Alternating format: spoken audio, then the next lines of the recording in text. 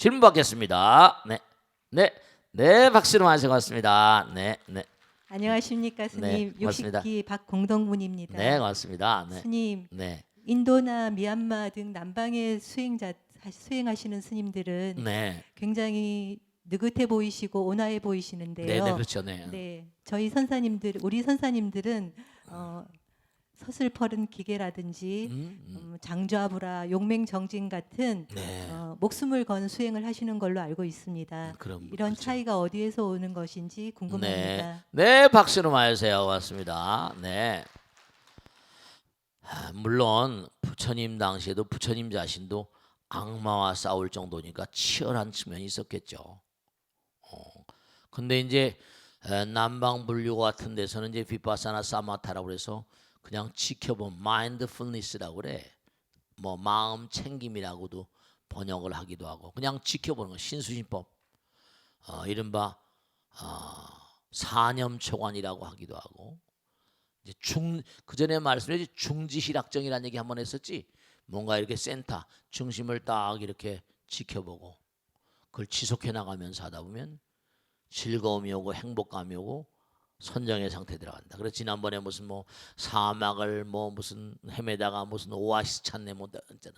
사막을 헤매다가 오아시스를 딱 저기서 보면 오아시스 할 때 와 정말 오아시스다 이렇게 막 사람들이 그러면 마음이 어떻게 돼? 즐거움에 복받치잖아. 목마른 갈증을 해소시킬 수 있으니까. 그래서 그때 그 오아시스 찾았을 때 그 기쁨이 바로 희라고 그래. 그 가서 뛰어가 가지고 표주박에다 물 한 바가지 퍼가지고 창자 속으로 집을 때 그걸 낙이라고 그래. 희와 낙의 단계는 다릅니다. 그거는 한 모금 턱 집어넣고 났을 때 행복감 밀려들면서 그 다음에 평안한 마음이 오는 거 그런 경계를 정이라고 불러. 정 중지희락정이라고 그래. 근데 이제 여기는 이 남방불교는 지관타자 지관이라고 그래서 뭔가 모든 분별망상을 쉬고 그리고 지켜보는 거지. 뭐 알아차린다고 하는 것도 좋고. 근데 이제 우리 한국 참선이 좀 뭐 강력하게 예를 들어서 아까 말씀드린 장조합이라니 무슨 뭐 이런 치열한 면인 게 이게 이제 하나 생각할 게 있어요. 불교가 이제 인도에서 중국으로 왔잖아요. 초기 불교 그러니까 우리가 달마 스님이 중국에서 인도에서 중국에 오고 난 다음에 선불교가 시작이 됐지만 달마 스님 들어오기 전에 몇백 년 동안 불교가 여러 가지 형태로 중국에 많이 들어왔습니다. 경전도 많이 썼고 벌써 양나라 무제하고 유명한 달마 스님하고 얘기 듣잖아. 경전도 많이 번역됐고요. 절도 많이 있었어요. 스님들도 많이 썼는데 달마 스님의 불교는 뭐냐면 달마 스님 생긴 게 워낙에 험악하게 생겼잖아. 배풀뚝에다 눈도 왕방울이 무섭잖아, 그지? 근데 중요한 게 뭐냐면 처음에 들어왔던 불교는 이제 이른바 교학이지. 이른바 경전을 위주한 현교라고 할까. 그 경전 공부하고 이제 설법하고 이렇게. 근데 참선은 우선 뭐라? 직진심 견성성불이하고 뭐라? 경전 공부하지 말라고 그러잖아. 그것도 경전을 보고 하고 경전을 놔버려. 사교입선이라고 하고. 그 처음에 달마 스님께서 들어오셨던 그 당시에 달마 스님이 뭔가 편했던 이입사행론 같은 거 보면 혈맹론, 뭐 불성론 쭉 있습니다만 그런 거 보면 달마 스님께서 펼쳤던 선은 이른바 뭐라고 표현할까? 묵조선이라고. 그 인도 불교하고 대단히 흡사한 지관타자 이른바 말하는 지관법 그런 스타일이었었어. 근데 이게 이제 어떻게 되는 거 아니? 중국에 들어와 가지고 상당히 달마스님이 있던 데가 어디야? 샤오링스 소림사잖아. 소림사에 가면 소림사에 가면 당나라 이연 이세민이가 소림사 스님들한테 뭔 거 아니? 대단히 감사합니다. 뭐 비스 그 무슨 뭐지 그 감사장도 내리고 막 이랬단 말이야. 근데 이제 당나라가 지나가고 송나라가 왔는데 송나라 그 위에 누가 있었어? 오랑캐가 있었잖아. 만주족이. 금나라가 금나라가. 송나라 대 초기만 하더라도 뭔가하니 송나라 대 초기만 하더라도 묵조선이 대세였습니다. 근데 문제가 뭐냐? 요즘에 무슨 순실이 아줌마 사건이 나니까 그냥 뭐 모든 그런 부문에서 다 대통령 뭐 어떻게 해라 막 나오잖아. 근데 종교계도 거기에 가세 안 해. 기독교, 뭐 불교, 카톨릭 해가지고 전부 다 뭔가하니 종교계도 나서서 말이지. 뭐 대통령 어떻게 해라, 뭐 하야해라 어쩌고 저쩌고 막 그러잖아. 그런데 이게 기가 막힌 게 송나라가 뭔가하니 금나라한테 쫓겨가지고 도망을 갑니다. 우리 옛날에 임진왜란때 뭐라 일본 친구들한테 쫓겨가지고 저로 뭐 도망갔잖아. 우리 선조가. 그지? 그런 것처럼 도망을 다 그냥 황실이 다 가버리고 하니까 그걸 남송이라고 그래. 북송 남송이래. 남송 당시에 뭐냐면 야 이거 이제 그 당시에 남송 당송원 명청 불교가 했으니까 스님들이 이거 우리가 뭐가 잘못하지 않았나. 사대부들이 드나들고 절에 드나들고 하면서 우리가 뭔가 이 불교가 뭔가 활기가 없고 생기가 없고 그냥 앉아서 그냥 고요히 그냥 지켜보기만 하고 편안하고 이게 도무지 활발한 어떤 기상이 없지 않냐. 뭐 이런 식으로 이제 과거에 굉지정각이나 진월 청년회 해가지고 묵조선을 때려잡는 겁니다. 너희들 잘못해서 온 거다 막 이렇게 나가는 거야. 불교 자체도 문제가 있다 막 이런 식으로. 그 대종고라고 하는 스님이 나타나가지고 막 이른바 묵조선을 때려 뭉개버립니다. 그냥. 그러면서 이제 간화선이라는 게 등장해요. 간화선. 화두라는 거. 그전에 화두가 없었어. 그래서 이제 이른바 말하면 공안이 등장하고 화두가 등장하면서 뭔가 좀 활발해야 된다. 불교도 입 먹고 좀 뭔가 멍청하게 앉아서 멍청하게 앉아 있는 게 아니지. 그냥 끊임없이 내 마음 가운데 뭔가 아니 내 마음을 지켜보고 모든 그런 몸과 관신부정, 관수시고 감각이라거나 관심무상 마음이라거나 모든 걸 다 지켜보고 다 알아차리고 놔버리는 그런 묵조선을 때려 부수면서 간화선이 일어나기 시작한 거예요. 그 우리가 지금 조계종은 뭐라 간화선을 이어받아 가지고 조계선이라고 그래 가지고 간화선을 이어받아 가지고 임재종 이른바 오가 칠종 부처님의 어떤 그런 그 참선문의 그 오가 칠종이라고 그래 가지고 종파가 있는데 그 중에 우리는 뭐라 간화선을 주로 하는 그런 그 파다 보니까 화두를 챙기면서 막 그냥 좀 뭐랄까 활발하고 막 방치고 할치고 막 그런 말이 장잡으라고 뭐 그런 어떤 그런 선풍이 우리 조계종에 남아 있는 겁니다. 그래서 이 남방불교라거나 묵조선 그래서 그런 어떤 그런 참선이 일본에 들어가 조동선이라는 게 있어. 일본은 뭐라 우리처럼 간화선도 있긴 하지만 거긴 대체로 묵조선 계열이 또 많습니다. 진원종도 많지만 그래서 우리가 하고 있는 간화선 이런 것들이 중국 불교의 역사하고 무관하지 않아요. 알겠죠? 그래서 아마 우리가 지금 뭔가 수행하고 있는 간화선이 뭔가 초기 당시에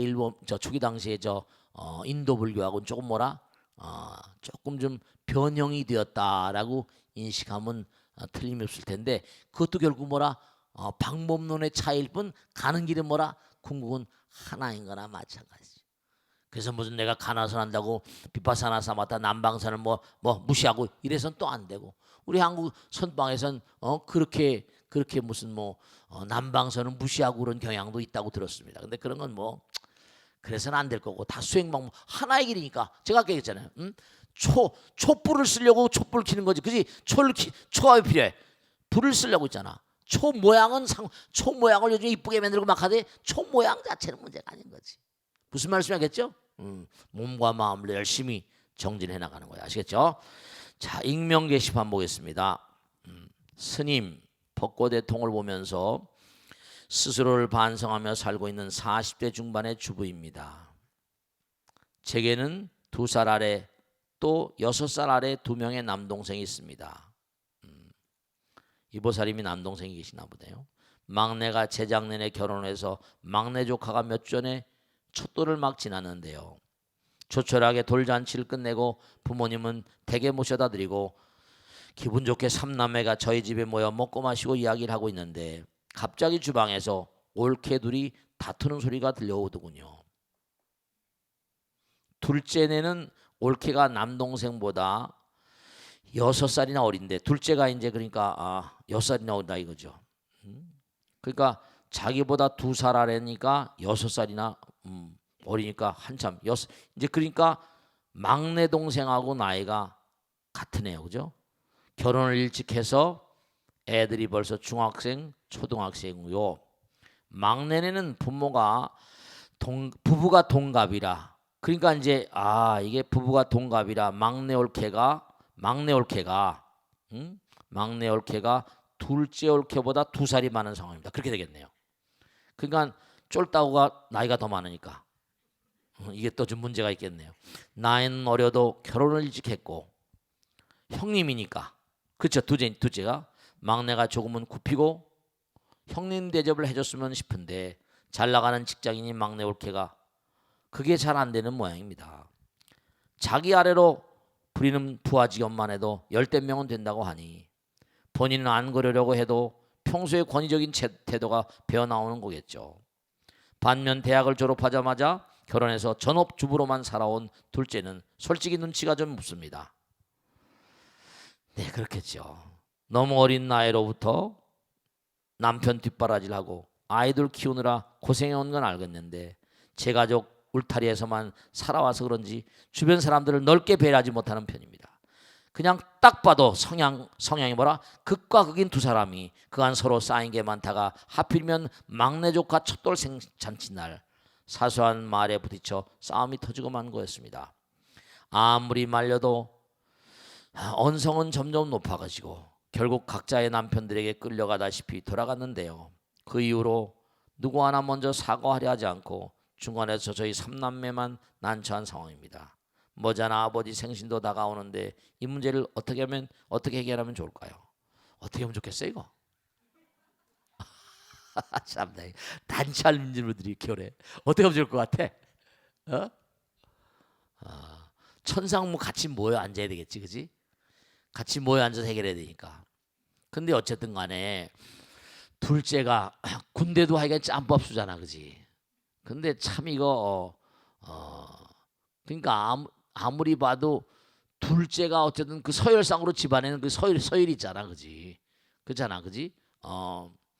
그러니까 어쩔 수가 없지만 그러니까 제가 보기엔 막내 며느리가 나이도 있고 또 사회생활도 해봤으니까 그만큼 또 생각하는 면도 그날 못 부딪히고 했다 하더라도 아마 앉아서 충분히 제가 볼 때는 뭐냐면 야 그래도 뭔가 형님의 부인 아니냐.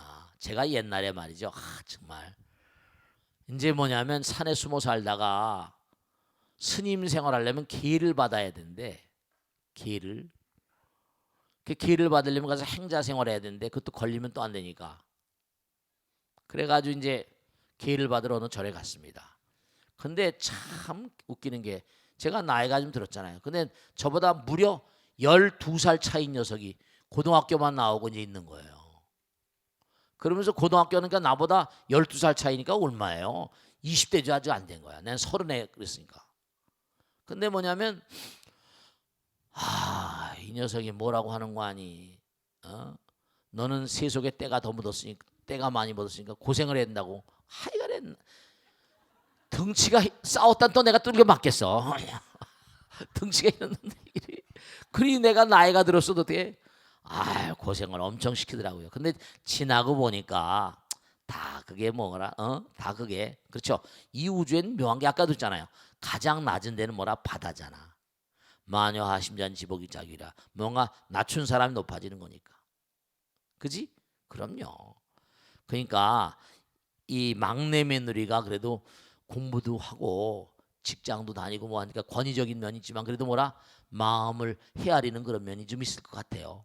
그러니까 막내 며느리를 불러다가 말이야. 네가 그래도 뭔가 나이가 많고 하긴 하지만 그래도 뭐냐면 그래도 둘째는 둘째 아니냐.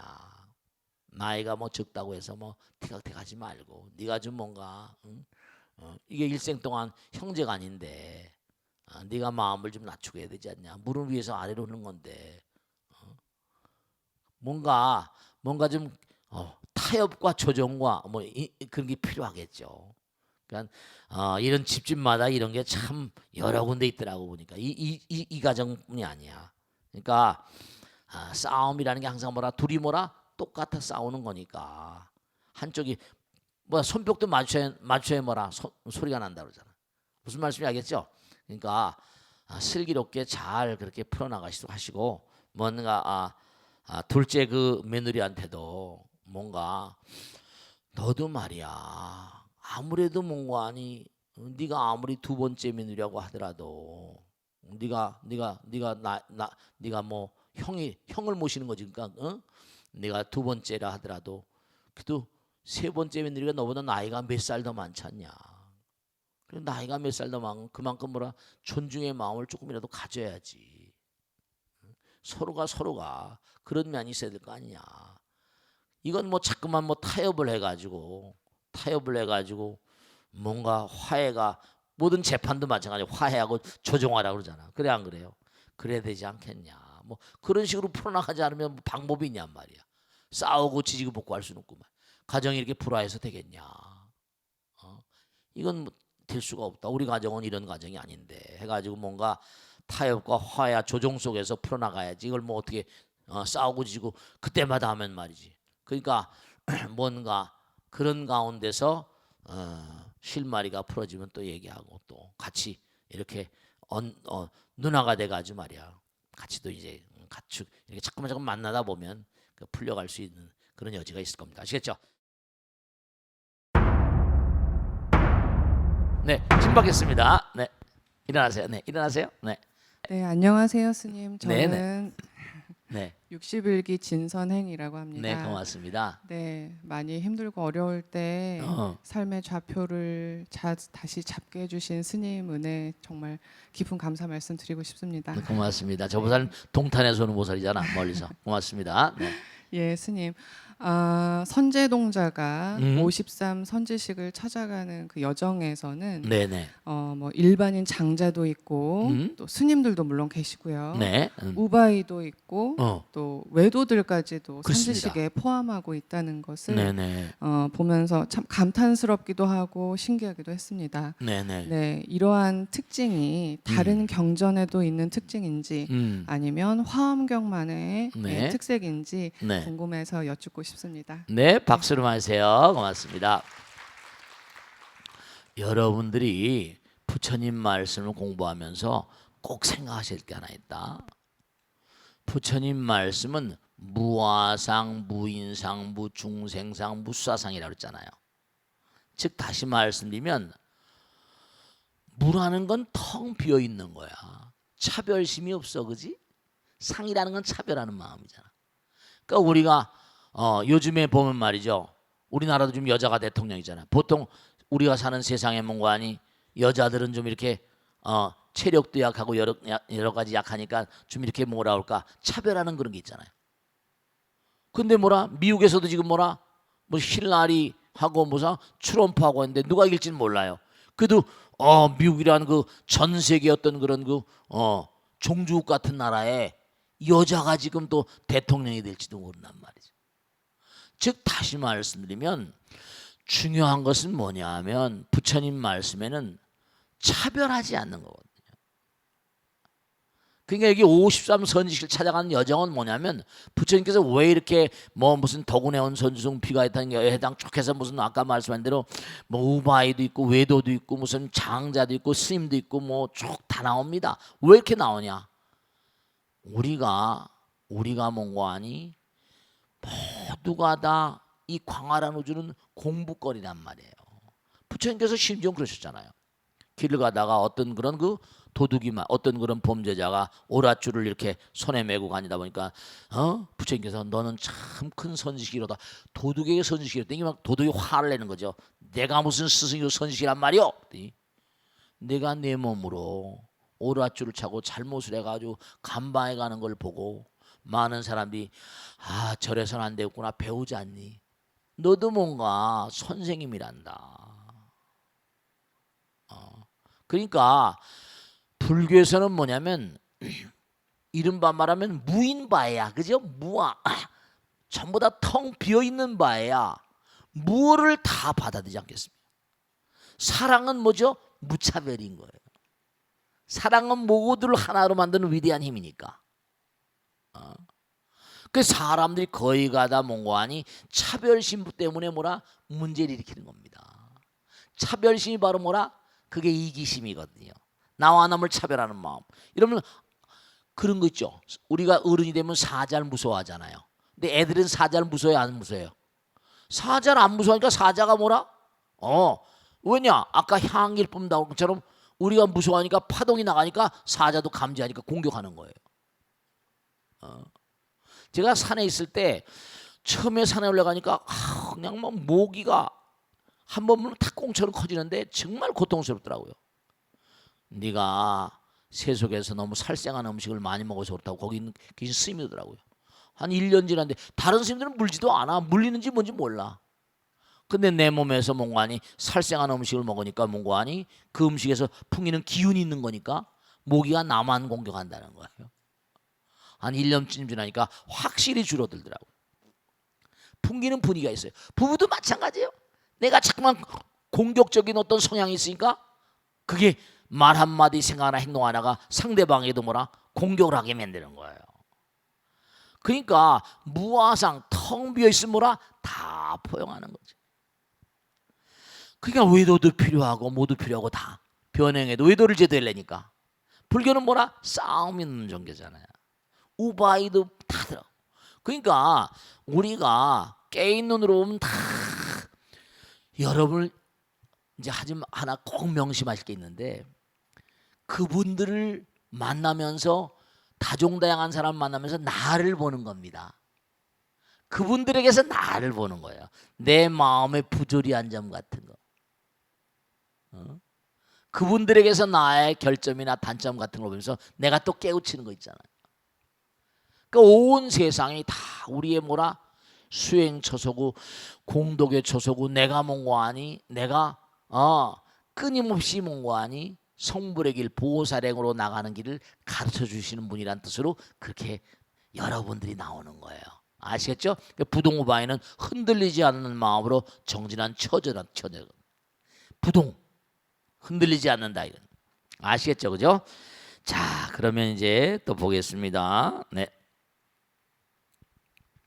스님 저는 지난달부터 채식주의자가 되기로 발언한 40대 후반의 직장인입니다. 채식주의자, 뭐 채식주의자란 뭐 요즘에 소설 써서 상 받은 그런 우리 한국 사람도 있죠, 그죠?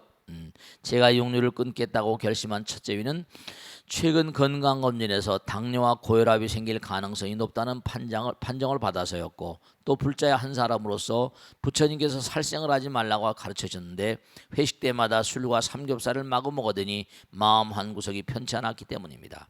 근데 막상 육류를 끊겠다고 선언하고 보니 여러모로 불편한 게 너무 많더군요.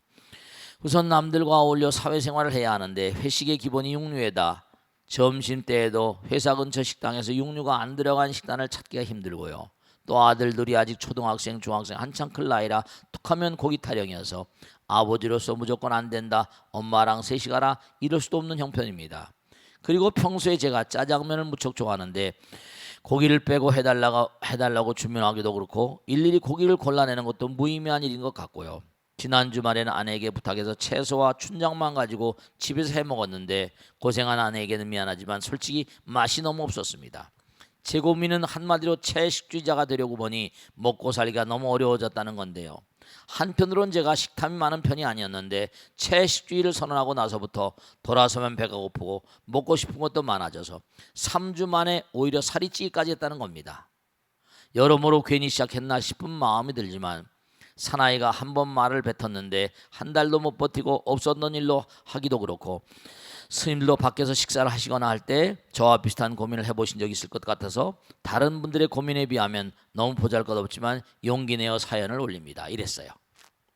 우선 말씀이죠. 제가 재미난 말씀 하나 드릴게. 달라이 라마가 CNN에 나와서 인터뷰를 하는데 말이죠. 제가 본 적이 있는데 그 아나운서가 그 저 인터뷰하는 사람이 채식을 하셔서 그런지 너무나 피부가 곱습니다 이렇게 물은 거예요. 그랬더니 그런 말씀 절대로 하지 마시라고. 제가 살던 나라 티베트는 뭐냐면 채소가 금값이라 이거예요. 우린 채소를 키울 땅이 없습니다. 고산지대이기 때문에. 나는 야크젓과 야크 고기를 먹고 컸습니다. 나는 채식주의자가 아닙니다. 이랬어요. 중요한 건 달라이 라마도 채식주의자가 아닙니다. 스님들 저 같은 예는 말씀이죠. 물론 그렇죠. 제 밥상 우리가 공양하는 데는 거의 채식이 다죠. 두부라거나 뭐 이런 거 있긴 한데 도심에 살다 보니까 신도들이 가끔가다 갖다 주는 게 있어. 이제 그 공양간 앞에다 뭘 갖다 놓은 거 아니? 뭐라 저 지난번에 말이죠. 뭐지 그 게이치 케이크, 간장게장 이런 거. 그 스님 드시겠냐고 그래서 갖다 놨는데 이걸 먹어야 될까 먹어봤더니 되게 맛있대 보니까. 간장게장 뭐 밥도둑이라고 옛날에 먹어요. 제가 꼭 말씀인데 이분한테 꼭 당부드리는 거예요. 채식 우리 몸뚱아리는 물론 단백질 우리 몸은 CHO잖아요. 그 다음에 단백질은 CHON이란 말이에요. 근데 여러분 콩이라는 거죠. 콩이라는 게 고기를 먹고 단백질을 만듭니까? 아니에요. 허공 가운데 있는 질소를 갖다가 뭔가 하니 고정을 시켜서 뿌리옥 박테리아인데도 콩을 만드는 거예요. 단백질 만드는 거예요. 질소를 고정시키는 거야. C와 H와 O에다 우리가 녹마른다. 탄수화물은 CHO잖아요. 거기다 질소만 들어간 거예요. 그러니까 이분이 이렇게 쭉 보면은 뭐 채식주의다라고 선언하는 것보다 물론 부처님께서 살생하지 말라고 하셨어요. 근데 5종육, 3종육, 5종육, 7종육 그래서 이미 몽고하니 도살장에 가서 죽어서 푸주간에 널려 있는 고기 혹은 또 말라 빠진 고기 부처님 당시 드렸습니다. 중요한 거예요. 어떤 비유가 병이 들었어요. 근데 가서 왜 이렇게 병을 고치려면 어떡합니까? 그랬더니 의사가 그때 뭘 알았나 봐요. 육약을 써야 된다. 육약이 뭐죠? 단백질이란 말이에요. 고기를 사야 된다. 근데 뭐냐면 이 비구를 살리려니까 고기를 살려고 그냥 장판을 다는 겁니다. 누가 나한테 고기를 팔아라. 그럼 내가 고기 무게만큼의 금을 주겠다. 파는 사람이 없어요. 고기를 살 수가 없어. 또 인도는 소를 안 잡잖아. 잘. 그러니까 고기를 살 수가 없으니까 결국 뭐라 자기 넓적다리 살을 끊어가지고 그걸 과서 먹여서 살렸다는 얘기가 나오잖아. 부처님께서 이렇게 말씀하셨어요. 세존이시여 고기를 먹어야지 병이 난다는데 이런 경우 어떡합니까? 했더니 병자는 뭐라 나의 기에서 제외되느니라 이랬어요. 병자는 병이 걸릴 정도로 무슨 뭐 이렇게 고기를 안 먹거나 이래서는 안 된다는 거예요. 그러니까 근데 조건이 뭐라 푸주간에 널려서 이미 죽어 있는 고기라거나 무슨 말인지 알겠죠? 또 말라서 수명이 다한 고기라거나 이런 조건이 있어요. 부처님께서 이런 고기는 먹지 말라는 게 나를 위해 잡은 고기, 나를 위해서 잡았다는 의심이 들지 않는 고기. 그 다음에 그 고기가 죽을 때 본 거 아니? 내가 비명소리를 들은 고기, 뭐 이 등등 조건이 있습니다. 그런 고기는 먹지 말라. 그런 고기를 먹지 말라. 근데 요즘 세상에 고기를 안 먹고 어떻게 살겠습니까? 살생을 하지 말라고 했는데 물론 단백질, 콩 단백질도 우수한 단백질이지만 부처님 당시에 건강에 너무 나쁘니까 그렇게 하게 됐어요. 전 남바에 가면요 스님들 바루공양 이렇게 걸식 다니잖아요. 그래 안 그래요? 그런 거기에 제가 미얀마 갔을 때 보고 태국 갔을 때 보니까 거기다 막 생선 같은 거 막 집어넣어주고 막 그랬대요. 거기다 막 무슨 그런 거 집어넣어줘요. 다 받아가더라고요. 그러니까 뭔가 우리가 이 식습관 같은 거 이런 거 뭐 채식주의자 나오긴 했지만은 꼭 채식이 능사만 아니다는 걸 생각하시고 우리 수행자들은 하나 그런 건 있어요. 제가 정말 하나 이렇게 스님으로 살면서 보면 고기라고 하는 건 식물은 말이죠. 식물은 정제해 있잖아요. 고기는 움직이잖아요. 교미하잖아요. 물론 식물들도 꽃이 있어서 이렇게 뭐 수종을 하잖아요. 그죠? 수종 뭐 무슨 암술술 꽃가루바지예요. 근데 고기를 먹고 하면 확실히 뭔가 하니 고기를 먹었다는 의식 때문에 그런지 뭔지 모르겠는데 뭔가 하니 양과 음이 강하다 보니까 음심이 강해진다는 그런 얘기들을 우리 스님들이 합니다. 고기를 먹으니까. 그러니까 여러 가지로 볼 때. 그러니까 이분 너무 뭔가 하니 걱정하시지 마시고 절제해서. 왜냐하면 이거 하나는 분명해요. 저녁에 늦게 고기를 드시고 삼겹살 드시고 그러면요 고혈압 당뇨 위험이 대단히 커버립니다. 이분이 아마 건강 때문에 그런데 왜냐하면 당장 뭐냐면 혈관이 죽상물 혈관이 이게 문제가 생겨요.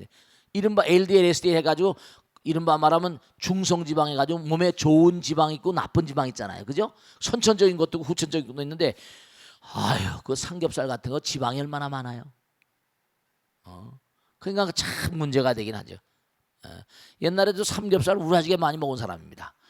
이제 중이 돼서 먹죠 말이죠. 매 글쟁이들은 먹으면 삼겹살.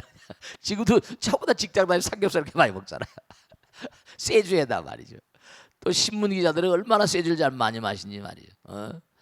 하여간에 그러니까 이분은 제가 당부드리겠는데 저녁은 가능하면 들지 마시면 좋겠어요 이분. 그리고 운동을 하세요. 세 가지입니다. 음식을 잘 절제해야 되고 수면을 잘 조절하고 그 다음에 운동하는 거. 운동이 보약입니다. 아시겠죠? 몸에 있는 칼로리를 많이 태워야 돼요.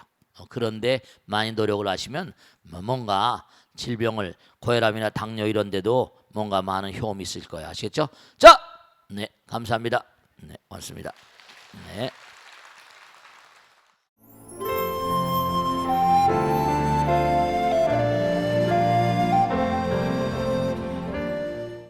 안녕하십니까? 지광 스님과 함께하는 경전 이야기 시간입니다. 오늘은 증일 아함경 중에서 한 구절을 뽑았습니다. 부처님께서 말씀하셨습니다. 이 세상에 더 없는 복전으로서 섬기고 공경할 만한 7종류의 사람이 있으니 그대들은 잘 들으라. 사랑하는 마음을 가진 사람, 연민하는 마음을 가진 사람, 남을 기쁘게 하는 사람, 남을 보호하고 감싸는 사람, 마음을 비우고 집착하지 않는 사람, 부질없이 생각을 하지 않는 사람, 바라는 것이 없는 사람, 이들이 바로 섬기고 공경할 만한 7종류의 사람이니라.